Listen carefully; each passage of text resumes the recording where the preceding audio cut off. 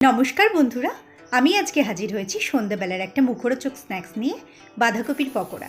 ভিডিওটি শেষ পর্যন্ত দেখার অনুরোধ রইল, কারণ অল্প কোটিংয়ে মুচমুচে এই পকোড়া বানানোর টিপস আমি এতে শেয়ার করেছি। এখানে আমি 600 থেকে 700 গ্রামের একটা বাঁধাকপি কুচিয়ে নিয়েছি, আর একটা বাউলে তার অর্ধেকটা পরিমাণে কুচানো বাঁধাকপি নিয়ে নিলাম, আর অর্ধেকটা আমি পরে দেবো। এবার একে একে 2 চা চামচ নুন, 1 চা চামচ হলুদের গুঁড়ো, 2 চা চামচ লাল লঙ্কার গুঁড়ো, 1 চা চামচ কালো জিরে, হাফ চামচ হিং,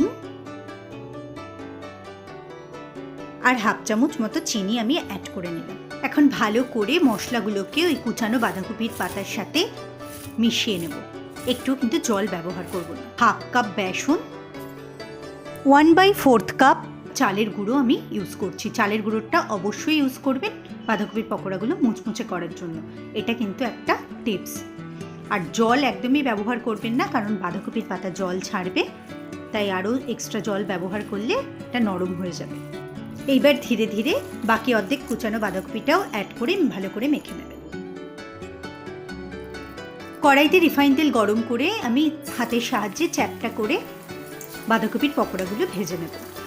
ফ্লেমটা মিডিয়ামে রাখবো, আর ধীরে ধীরে লাল লাল করে পকোড়াগুলোকে ভেজে আস্তে আস্তে আমি একটা পাত্রে তুলে নেব। আমি 2 পিঠ লাল লাল করে ভেজে নিচ্ছি। এবার পাত্রে সার্ভ করে দিলাম। বাঁধাকপির পকোড়া রেডি হয়ে গেছে। আপনারা এইভাবে অবশ্যই বানিয়ে কিন্তু দেখবেন, খেতে খুব সুন্দর হয়, আর আমাকে কমেন্টের মাধ্যমে জানাবেন। আজকের ভিডিওটা যদি ভালো লাগে তাহলে লাইক আর সাবস্ক্রাইব করার জন্য অনুরোধ রইল। তাহলে আজকের মতো বিদায় নিচ্ছি, দেখা হবে অন্য কোনো রেসিপি নিয়ে। ভালো থাকবেন, সুস্থ থাকবেন, হ্যাপি কুকিং।